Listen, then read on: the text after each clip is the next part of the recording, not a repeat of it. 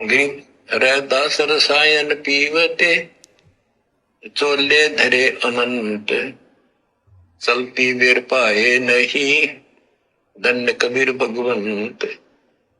इन वाणियों में सैचुरेटेड ज्ञान है, बहुत कोड वर्डों के अंदर है। रविदास जी के बारे में बता कि पंडितों ने उनकी बेइज्जती करनी चाहिए, तो परमात्मा ने दया करी, 700 रविदास रूप बन गए थे।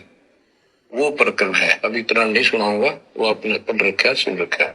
क्या कह रहे हैं पूज्य गुरुदेव भगवान कि इन वाणियों में सैचुरेटेड ज्ञान है। ये वाणियां कैप्सूल है, कैप्सूल। इनमें बहुत कुछ मसाला है अध्यात्म के विषय में, संकेतों में है, कोड वर्ड में है। रविदास का परमात्मा जी ने जिक्र किया। अब 650 साल पहले भाई और बहनों, रविदास जी जो कबीर परमात्मा जी के शिष्य थे, उनके भगत थे। रविदास जी के रूप में परमात्मा ने अनेकों लीलाएं दिखाई, अनेकों चमत्कार किए। जैसा कि परमात्मा जी बताते हैं कि एक बार रविदास जी से एक राजा की रानी ने उपदेश ले लिया। उपदेश लेकर भक्ति करने लगी। रविदास जी के कहने पर भंडारे करने लगी, करवाने लगी। तो रानी ने एक भंडारे का आयोजन कर दिया, काशी के सभी लोगों को आमंत्रित किया और 700 ब्राह्मण उस भंडारे में आ गए भोजन करने के लिए। अब रानी ने अपने पूज्य गुरुदेव को भी बुलाना था, तो रविदास जी को भी निमंत्रण दे दिया। रविदास जी ने भी जाना था, चले गए। अब रानी ने अपने गुरुदेव को तो भाई ऊंचे आसन पर बैठाना ही था, रविदास जी को अच्छा आसन दे दिया। जब ब्राह्मणों ने देखा कि ये चमार जाति का रविदास हम ब्राह्मणों से भी अच्छे आसन पर बैठा है, उन्होंने स्ट्राइक कर दी। पहले जातिवाद का बड़ा बोलबाला था, उन्होंने स्ट्राइक कर दी कि हम इस भंडारे में भोजन नहीं करेंगे। और ब्राह्मण यदि उस समय भंडारे से उठकर चले जाएं तो आम व्यक्ति भी उस भंडारे में भोजन नहीं किया करते थे, उसको खंडित माना करते थे। इन धर्मगुरुओं का इतना दबदबा था। तो ब्राह्मणों ने स्ट्राइक कर दी। रानी ने कहा कि जी कुछ भी हो जाए, मैं अपने गुरुदेव को यहां से नहीं हटाऊंगी, मेरे गुरुदेव भंडारे में रहेंगे। उसी समय रविदास जी ने कहा कि नहीं नहीं नहीं, क्योंकि साधु संतों का स्वभाव होता है, दास गरीब सकल में साहिब, नहीं किसी से अड़ना रे। भगत कभी किसी से अड़ता नहीं है, भले उसकी गलती भी नहीं है, फिर भी भगत किसी से अड़ता नहीं है। दास गरीब सकल में साहिब, नहीं किसी से अड़ना रे। ये सबके अंदर परमात्मा है। किससे वाद विवाद करोगे, किससे लड़ाई झगड़ा करोगे? सबके हृदय रूपी गुफा में तुम्हारा गुरु बैठा है, तुम्हारा भगवान बैठा है, तुम्हारा परमात्मा बैठा है। किससे लड़ोगे? केवल उनको ज्ञान ही तो नहीं है, केवल वो उपदेश ही तो नहीं है, केवल वो तुम्हारी तरह भगत ही तो नहीं है, बाकी हैं तो उसी परमात्मा के बच्चे। तो किससे लड़ेंगे, किससे झगड़ेंगे? इससे भगत लड़ाई झगड़े से दूर रहता है। तो रानी ने मना कर दिया। सारे ब्राह्मण जैसे उठकर चलने को हुए तो रविदास जी ने कहा कि नहीं नहीं नहीं, हे ब्राह्मणों, हे विप्रजनों, मैं अपनी औकात भूल गया था, मुझे यहां नहीं बैठना चाहिए था, ये तो आप लोगों के लिए है, मुझे अपनी हद में रहना चाहिए। और ये कहकर एक अच्छे संत की भूमिका करते हुए, और जहां उन ब्राह्मणों के जूते चप्पल थे, खड़ाऊ वगैरह थी, रविदास जी वहां आकर बैठ गए। ब्राह्मण बड़े प्रसन्न हो गए, रानी थोड़ा दुखी, लेकिन क्या करे, अब गुरुजी का आदेश मानना पड़ेगा। भंडारा शुरू हो गया। जब भंडारा पंडित जन खाने लगे, क्योंकि सबसे पहले पंडितों को खाना खिलाया जाता था, तो परमात्मा जी ने क्या चमत्कार किया, क्या लीला की। 700 ब्राह्मण थे, हर एक ब्राह्मण के साथ में एक रविदास बैठकर खाना खा रहा है। और जो पंडित खाना खा रहा है उसको दिखाई नहीं दे रहा, उसके बराबर वाले को दिखाई दे रहा है। और बराबर वाले के साथ में एक रविदास बैठकर खाना खा रहा है, वो दूसरे को दिखाई दे रहा है। यानी खुद को दिखाई नहीं दे रहा, दूसरे को दिखाई दे रहा है। और एक दूसरे का मजाक करने लगे कि देख तेरे साथ में रविदास भोजन कर रहा है, देख तेरे साथ में वो चमार भोजन कर रहा है। और जब उनको पता चला कि ये तो सबके साथ भोजन कर रहा है, तो रविदास जी उधर बैठे हुए थे। उन्होंने कहा कि हे पंडितों, मुझे क्यों मुफ्त में बदनाम कर रहे हो? मैं तो आपके इन चरण पादुकाओं में बैठा हूं। देखो, रविदास जी वहां भी बैठे और प्रत्येक ब्राह्मण के साथ बैठकर भोजन भी खा रहे हैं। उसके बाद ब्राह्मणों ने हाथ जोड़े उस चमत्कार को देखकर, लीला को देखकर, क्योंकि 650 साल पहले ज्ञान आधार से तो कोई था ही नहीं, भगत ही नहीं थे, वो जगत वाले कहां से होंगे। तो परमात्मा ने चमत्कार दिखा दिखा के, इस प्रकार की लीलाएं कर करके ही आत्माओं को शरण में लिया था। तो रविदास जी के रूप में कबीर भगवान ने वहां पर सत्संग किया, क्योंकि वो रविदास जी नहीं कर रहे थे वो सारा खेल। गुरुदेव क्या कह रहे हैं? ये वाणियां सैचुरेटेड हैं, ये कैप्सूल में है। भाई रविदास जी तो कबीर परमात्मा जी के भगत थे। भगत बेचारा कहां से इतना सब कुछ कर देगा? भगत बेचारा क्यों नाम दीक्षा देगा? वो तो खुद दीक्षा लेके भक्ति कर रहा था। रविदास जी को क्या अधिकार था किसी को दीक्षा देकर उसको अपने शिष्य बनाना?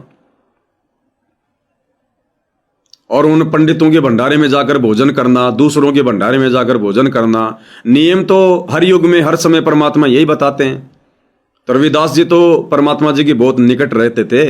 तो रविदास जी थोड़े ना ऐसे किसी के भंडारे में जाकर, अनुपदेशियों के भंडारे में जाकर खाकर ये गलती करेंगे, 3 लोक का भार अपने सिर पे चढ़ाएंगे।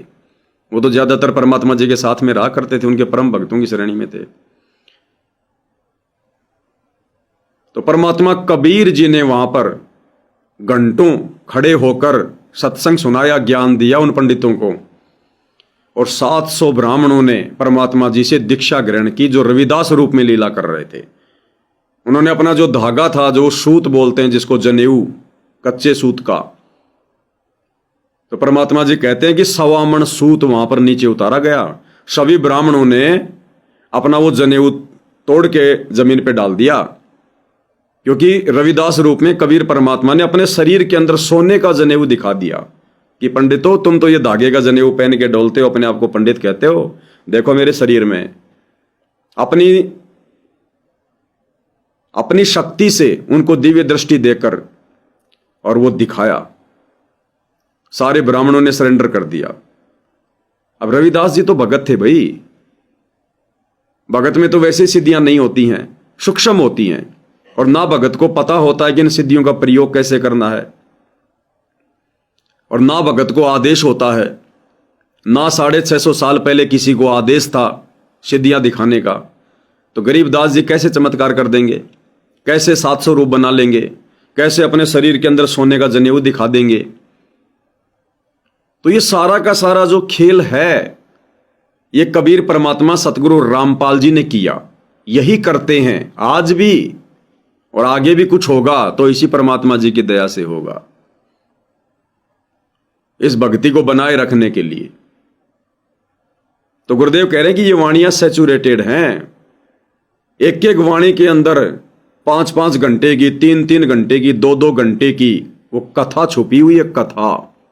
तो गुरुदेव कहते हैं दास के पास अभी इतना समय नहीं है कि मैं आपको विस्तार से समझा सकूं, क्योंकि सारी बातें, ये सारी कथाएं, ये सारी जो ये मटेरियल है, ये परमात्मा हमें पिछले 25-30 वर्षों से सुना चुके हैं, बारंबार सुना चुके हैं। सन 1994 से 2014 तक गुरुदेव ने यही तो किया था। अब गुरुदेव संकेतों में विशेष संदेश भेज रहे हैं ताकि हम उनके संकेतों को समझ सकें, क्योंकि सत्संग हम पहले सुन चुके हैं। ये विशेष संदेश भक्तों के लिए, जगत के लिए नहीं है। जिन्होंने गुरुदेव के सामान्य सत्संग ही नहीं सुने, वो विशेष संदेशों को कैसे समझेंगे? ये तो कोड वर्ड में है। तो ये केवल सतगुरु रामपाल जी के भक्तों के लिए हैं, जो हिसार जेल से विशेष संदेश आए। भगत ही समझ सकते हैं, और भक्तों में भी कौन से भगत? जिन्होंने सत्संगों को ध्यान से सुना है, जिन पर गुरुदेव की रजा है। केवल साध संगति से जुड़े भाई बहन ही समझ रहे हैं। परमात्मा भाई और बहनों एक तीर से 2 शिकार करते हैं। जब गुरुदेव सत्संग करते हैं तो सामने नया भगत भी होता है, 2-4 साल पुराना भगत भी होता है, जिसको सार नाम मिल गया वो भगत भी होता है, जो 20 साल से भगत है वो भी होता है। गुरुदेव सत्संग एक ही करते हैं, सबको सामने बैठाकर। लेकिन जिसकी जितनी बुद्धि काम करती है, जो जितना योग्य हुआ है उस सत्संग को आत्मसात करने के लिए, वो उतना ही उस सत्संग को ग्रहण कर लेता है। तो परमात्मा जी ने सतलोक आश्रमों से जुड़े भाई बहनों को भी हिम्मत देनी है, उनको भी इस भक्ति मार्ग से जोड़ के रखना है, भले वो मर्यादा में नहीं रहते, उनको भी परमात्मा ने भक्ति से जोड़ के रखना है कि अगर ये आश्रमों में नहीं आएंगे, जैसे भी टूटी फूटी भक्ति मर्यादा तोड़ के ये कर रहे हैं गुरु को मानुष मानकर, अगर ये भक्ति नहीं करेंगे तो क्या करेंगे? ये घर बैठेंगे, घर बैठकर भक्ति करने के योग्य है नहीं। धीरे धीरे काल इनको पूरी तरह से बर्बाद कर देगा। ये दूसरे पंथों में जाएंगे, दूसरे संतों के पास जाएंगे, या वही अपनी परंपरागत पूजा करने लग जाएंगे जिसका कोई यूज नहीं है।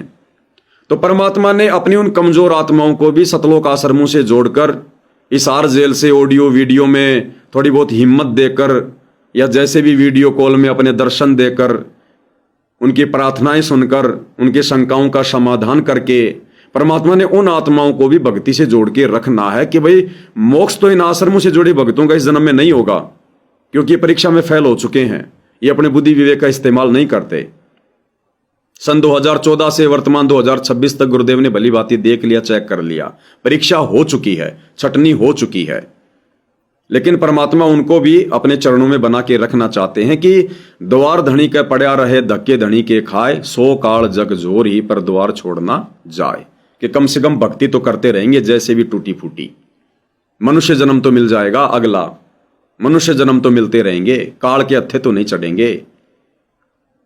और जो साध संगति से जुड़े भाई बहन हैं, जो गुरुदेव के सत्संगों को बहुत ध्यान से सुनते हैं, गुरुदेव का आशीर्वाद है, परमात्मा ने जिनका ज्ञान योग खोल रखा है, वो भाई बहन इन विशेष संदेशों को तुरंत समझ जाता है कि गुरुदेव कहां क्या संकेत कर रहे हैं, गुरुदेव ये बात यहां पर किसके लिए बोल रहे हैं।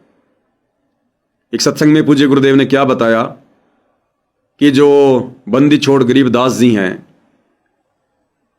वो बंदी छोड़ गरीबदास जी वो कथा क्या सुना रहे हैं, और उस कथा के माध्यम से समझा कोई और बात रहे हैं।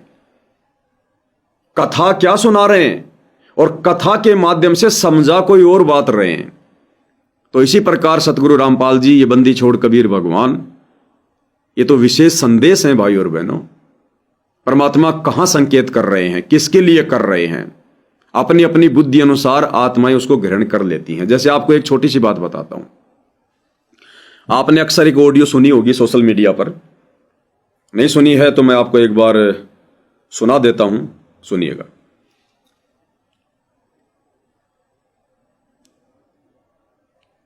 इस ऑडियो को सुनिएगा।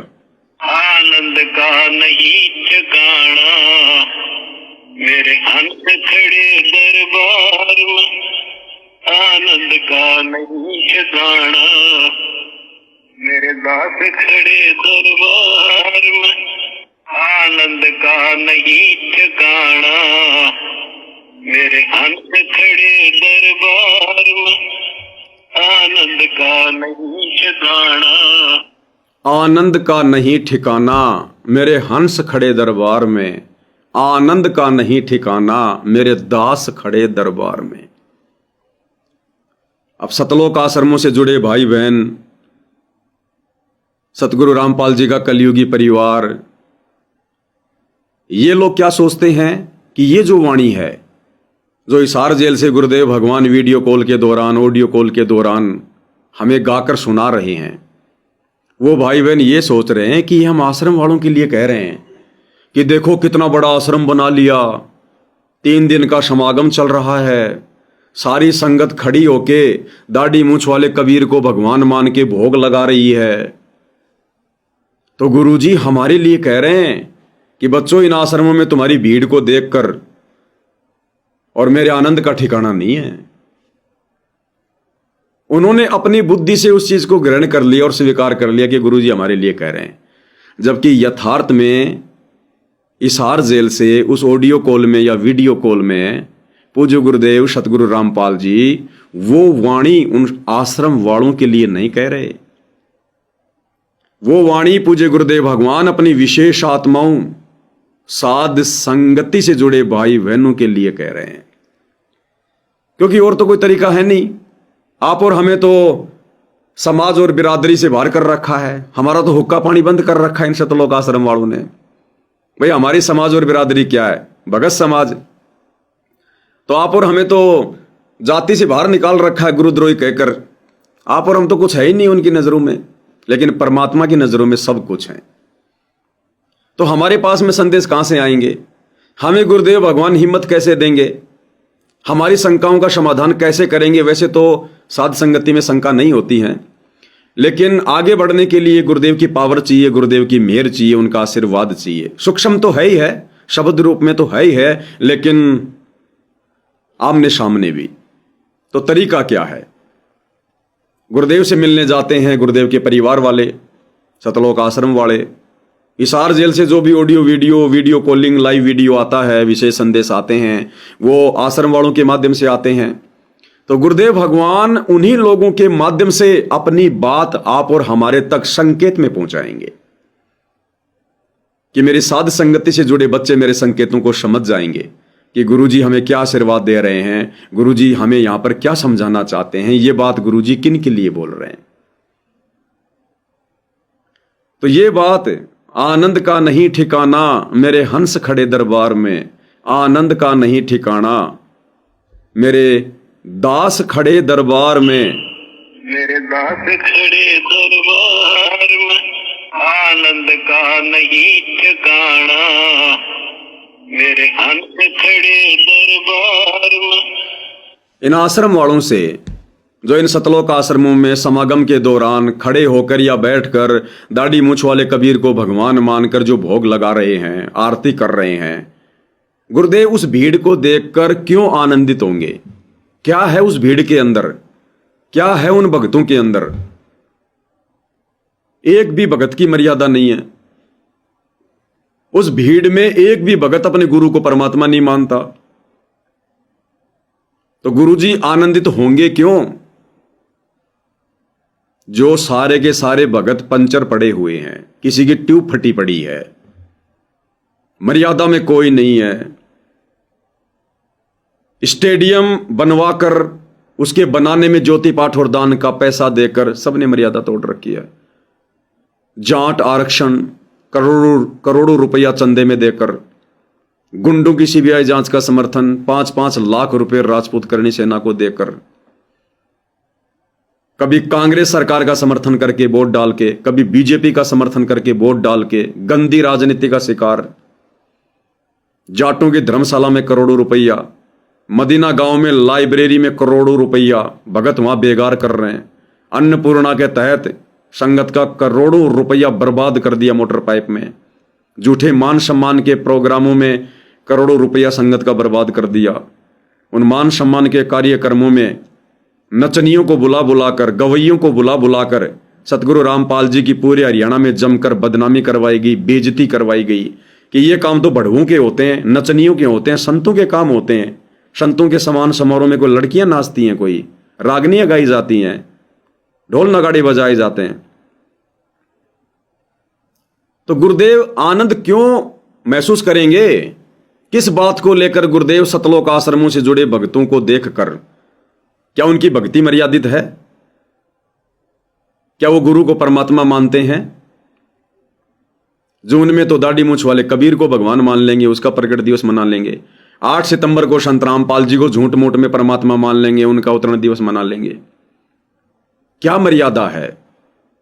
परशुराम की जयंती में वो जाके बैठ गए, नकली कबीर पंथियों के साथ मिलकर कबीर जयंती वो मना रहे हैं।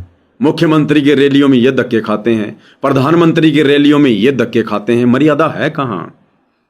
दुनिया के मकान बनाने के लिए बेगार कर रहे हैं। आधा घंटा बैठ के सुमरण नहीं हो सकते सुरती नृत्य से, 8-8 घंटे वहां पर पसीना बहाएंगे तगारी ढो ढो के। गुरुजी किस बात को देखकर प्रसन्न होंगे, आनंदित होंगे? एक तो कारण बताओ, एक तो ऐसी खूबी बताओ सतलोक आश्रम वालों में, गुरुदेव के परिवार वालों में, आश्रमों से जुड़ी संगत में। तो ये जो शब्द है परमात्मा का, ये शब्द भाई और बहनों ये कब आया? ये शब्द गुरुदेव के जेल जाने के बाद जेल से आया। इससे पहले गुरुदेव को 25 साल हो गई, कभी भी परमात्मा ने यह शब्द नहीं गाया, कभी भी। अब पिछले 2-3 वर्षों से परमात्मा ने यह शब्द गाकर क्यों बोला, क्यों भेजा? अपने सत्सेवक बच्चों को आशीर्वाद दे रहे हैं शब्द के माध्यम से, साध संगति से जुड़ी आत्माओं को। क्योंकि दरबार में खड़े होकर आरती कौन कर रहे हैं? आनंद का नहीं ठिकाना, मेरे दास खड़े दरबार में। ये शतलोक आश्रम भगवान के दरबार नहीं है, ये तो काल के अड्डे हैं। अरे गुरु के बरवाला कांड के बाद, जेल जाने के बाद बने, गुरु का कोई आदेश नहीं है। ना गुरु के भक्ति विधान में है जगह जगह आश्रम खोलना, ना गुरु ने अभी तक उन आश्रमों में अपना पैर रखा, अपने चरण कमल रखे। वो दरबार कहां से हो गए? वो आश्रम कहां से हो गए? जहां पर राजनेता आ रहे हैं, जहां पर सामाजिक लोग आ रहे हैं, जहां पर लोग ढोल नगाड़े बजाते बजाते आ रहे हैं लाइब्रेरी के लिए पैसा लेने के लिए, जहां पर अनुपदेशियों की भीड़ इकट्ठी कर रखी है, जहां पर मर्यादा नहीं किसी की, वो दरबार कहां से हो गया? कैसे उसको आप दरबार कहोगे? अरे दरबार है साध संगति से जुड़े भाई बहनों के घर, जिन्होंने अपने घर को ही शतलोक आश्रम बना लिया, जिसके विषय में गुरुदेव भगवान विशेष संदेश में कहते हैं कि बच्चों मेरी आत्मा गदगद कर दी, ये बंदी छोड़, घर घर आश्रम बन गया, घर घर आश्रम बन गया, पूरा संसार आश्रम बन गया। अपने सत्सेवक बच्चों को, जिन्होंने अपने घर को दरबार बना रखा है, शतलोक आश्रम बना रखा है, नकली आश्रमों में धक्के नहीं खाते, ज्ञान को आधार बनाकर, गुरु को परमात्मा मानकर, परमात्मा जैसा व्यवहार करके अपनी भक्ति कर रहे हैं। तो खड़े होकर दरबार में सुबह शाम पूज्य गुरुदेव भगवान की आरती कौन उतारते हैं? सत्सेवक भाई बहन। उनको कह रहे हैं गुरुदेव, आनंद का नहीं ठिकाना, मेरे दास खड़े दरबार में, आनंद का नहीं ठिकाना, मेरे हंस खड़े दरबार में। अरे ये हंस, ये दास तो 1994 से दरबार में खड़े थे। गुरुदेव भगवान थे तब भी तो संगत खड़ी थी। उस समय परमात्मा ने यह शब्द क्यों नहीं गाया? और बरवाला कांड के भी कुछ वर्षों तक यह शब्द परमात्मा ने गाकर क्यों नहीं भेजा? क्योंकि जिस समय तक कोई गुरु को परमात्मा मान के भक्ति नहीं करेगा, भगवान तुल्य व्यवहार अपने गुरु के साथ नहीं करेगा, तब तक गुरु की आत्मा को कैसे आनंद प्राप्त होगा? कैसे परमात्मा असल में उनको अपना दास कहेंगे? कैसे परमात्मा गदगद होंगे, आनंदित होंगे, जब आपने गुरु को ही परमात्मा नहीं माना? तो अब साध संगति से जुड़े भाई बहन अपने घर को दरबार बनाकर सुबह शाम खड़े होकर आरती उतारते हैं गुरुदेव की सहपरिवार। उनको कह रहे हैं गुरुदेव कि अब मेरे आनंद का नहीं ठिकाना, कि 4 युगों से मैं जो प्रयत्न कर रहा था, जो कष्ट मैं यहां पर उठाता हूं आकर हर युग में, आत्माओं को ज्ञान समझा समझा कर, जिस मकसद से मैं आत्माओं को परिचित करवाना चाहता हूं, उस मकसद को केवल अब इस कलयुग की पिछली पीढ़ी में साध संगति से जुड़े बच्चों ने समझा है। गुरु को परमात्मा पहली बार 4 युगों में साध संगति से जुड़े बच्चों ने समझा है। तो गुरुदेव कह रहे हैं अब मेरे आनंद का ठिकाना नहीं है, अब मेरे बच्चों ने मेरे को पहचान लिया, पहचान कर ली कि तुम्हारा गुरु कौन है। अब आनंद आ रहा है गुरु को, आपे आरती आपे साजे, आपे किंगर आपे बाजे, आपे ताल झांझ झनकारा, आप नचे आप देखन हारा। पहली आरती हर दरबारे, तेज पुंज जहां प्राण उधारे, पाती पंच पोप कर पूजा, देव निरंजन और न दूजा। अब आनंद आ रहा गुरु को कि इन्होंने मुझे पहचान लिया, मुझे जान लिया। अपने भगवान की आरती उतार रहे हैं।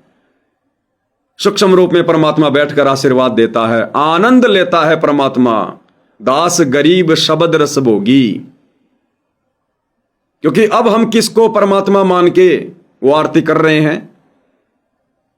अगर पहले कभी कोई आरती भी करता था इन आश्रमों में भोग के समय, तो केवल दाढ़ी मूंछ वाली फोटो को ही भगवान मान के, कबीर मान के आरती कर रहे थे, भोग लगा रहे थे, चवर कर रहे थे। तो गुरु कैसे प्रसन्न होगा? गुरु पर तो आपकी सुरती नहीं है। गुरु को तो आपने मानुष मान रखा है, एक संत मान रखा, अपना गुरुजी मान रखा है।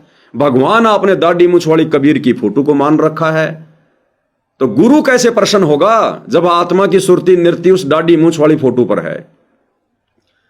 अब साध संगति से जुड़े भाई बहनों की सुरती नृत्य, मन पवन, मन कर्म, वचन, तन मन धन, आत्मा सब कुछ अपने गुरुदेव के ऊपर है। अपने गुरु को परमात्मा मान के सुरती टिका के आरती कर रहे हैं, दरबार में खड़े हैं, उनके लिए कह रहे हैं गुरुदेव आनंद का नहीं ठिकाना मेरे दास खड़े दरबार में, आनंद का नहीं ठिकाना मेरे हंस खड़े दरबार में। गीता जी अध्याय 3 श्लोक 13 को समझकर कि परमात्मा को भोग लगाए बिना जो अन्न पकाते हैं वो तो पाप खा रहे हैं। इन आश्रमों में तो दाढ़ी मूंछ वाले कबीर को परमात्मा मानकर साल में एक बार भोग लगाया जाता है, या जब जब समागम होता है 2 महीने में 3 महीने में, उस समय दाढ़ी मूंछ वाली नकली कबीर की फोटो को भोग लगता है, या फिर जब कबीर प्रकट दिवस आता है तो साल में एक बार लगता है। तो इस विधि से तो वो दाढ़ी मूंछ वाला कबीर भी यदि कहीं है तो वो भी दुखी है, वो भी नाराज है इन आश्रम वालों से, वो भी प्रसन्न नहीं है कि नालायको तुम तो मेरे श्राद्ध निकाल रहे हो, तुम तो मेरे श्राद्ध से निकाल रहे हो साल में एक बार। अरे तुम तो रोजाना रोटी ठूस रहे हो दोनों टाइम, और मुझे साल में एक बार भोग लगा रहे हो तुमने तो श्राद्ध वाले काम कर दिए। साल में एक बार दादाजी के श्राद्ध आ गए, दादाजी को हलवा पूरी बना के कच्ची पक्की और निफराम। तो दाढ़ी मूंछ वाला भी दुखी है सतलोक आश्रमों से जुड़े भक्तों से कि नालायको तुम मुझे भगवान कहां मान रहे हो। अगर भगवान मानते तो पहले मुझे भोग लगाते प्रतिदिन, और भोग लगाने की आरती गुरुदेव ने नित्य नियम की पुस्तक में लिखी रखी है। आज लग्या साहिब को भोग दीन के टुकड़े पानी का, कोई जग्या पुरबला भाग सफल हुआ दिन जिंदगानी का। तो भोग की आरती के साथ में भोग लगता है भगवान को। तो वो दाढ़ी मूंछ वाला भी दुखी है सतलोक आश्रम वालों से तो कि नालायक ने मेरे श्राद्ध निकालने शुरू कर दिए।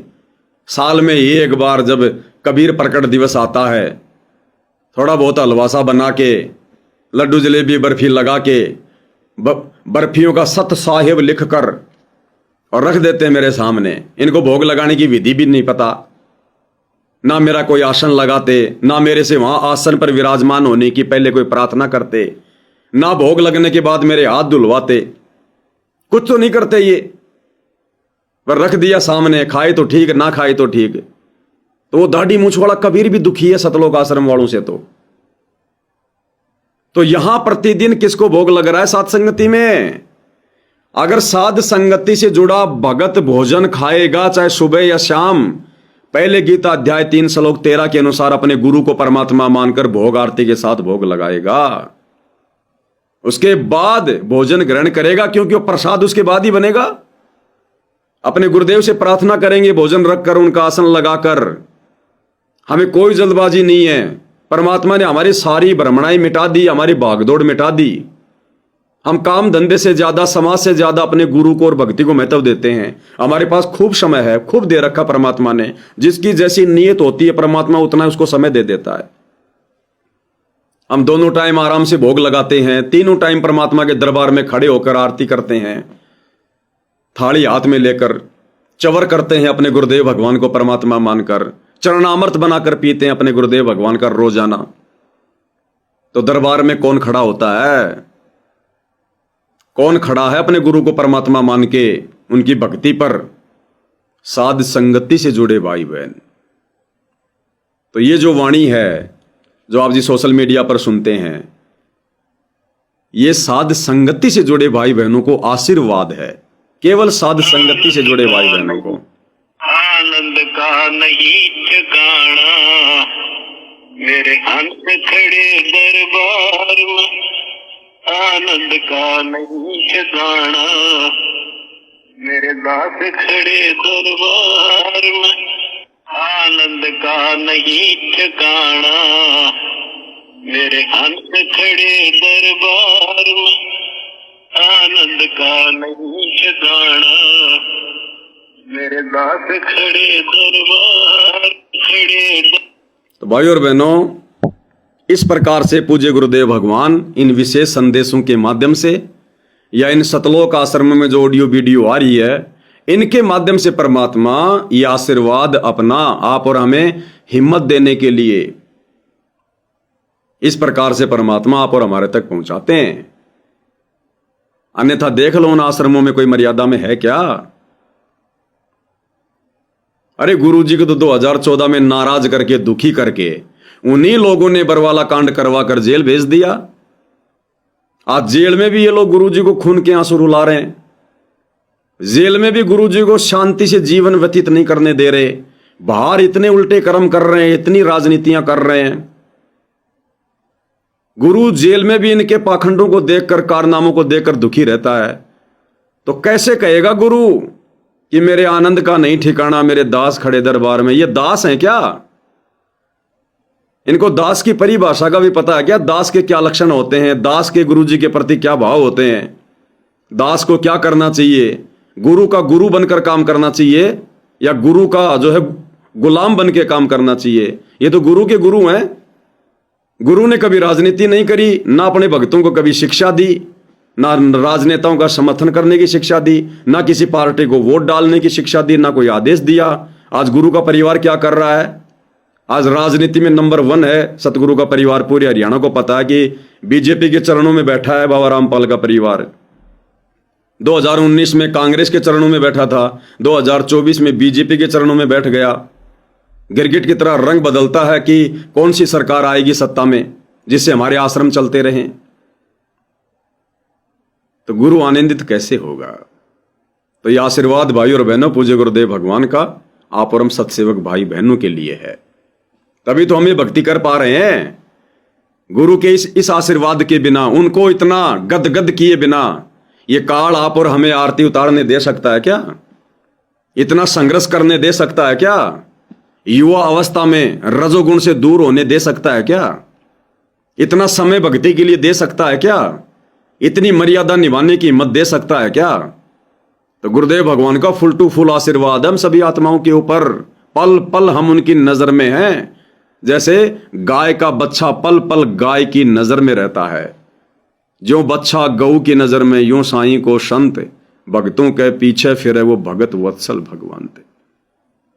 तो भाई और बहनों, जिसने इस कलयुग की पिछली पीढ़ी में अपने गुरु की आत्मा गदगद कर दी, उसका तो बेड़ा पार है, कोई रोकने वाला नहीं है। बस रहना मर्यादा में। अन्यथा परमात्मा की तो वाणी आप जानते ही हैं, जिन बातों से गुरु दुख पावे उन बातों को दूर बहावे। तो आश्रम वाले तो इतना भी नहीं कर पाए। जेल में भी गुरु को शांति से नहीं बैठने दे रहे। जेल में भी ये विशेष संदेशों में ऐसी ऐसी बातें गुरुदेव भगवान इन आश्रम वालों के लिए बोल रहे हैं कि मेरे से तुम्हारी इतनी शिकायतें नहीं सुनी जाती, एक एक की शिकायत नहीं सुनी जाती। अरे अच्छे इंसान तो जगत में भी ऐसा नहीं करते जैसे तुम भगत कर रहे हो। कैसी कैसी बातें। कई विशेष संदेश में तो गुरुदेव ने डांट मार रखी है कि तुम रोज मर्यादा तोड़ के आ जाते हो, यहां आने की जरूरत नहीं है, जाओ फिर अपनी मनमानी करो। कभी गुरुदेव कह रहे कि बच्चों मैंने इतनी मेहनत कर दी जानवर से ज्यादा, फिर भी तुम रिजल्ट नहीं दे रहे, तुम रिजल्ट नहीं दे रहे। ऐसी ऐसी बातें गुरुदेव भगवान सत्संगों में कह रहे हैं सार्वजनिक तौर पर। सोचो गुरु कितना दुखी होगा आश्रम वालों संगत से, अपने परिवार से। तो आत्मा कैसे आनंदित होगी? कैसे आनंद आएगा गुरुदेव को? यह आनंद तो सत्सेवक बच्चों की भक्ति से, उनके श्रद्धा भाव से आ रहा है गुरुदेव को। तो ये आशीर्वाद कि आनंद का नहीं ठिकाना मेरे हंस खड़े दरबार में, आनंद का नहीं ठिकाना मेरे दास खड़े दरबार में। सत्सेवक भाई बहनों को आशीर्वाद है।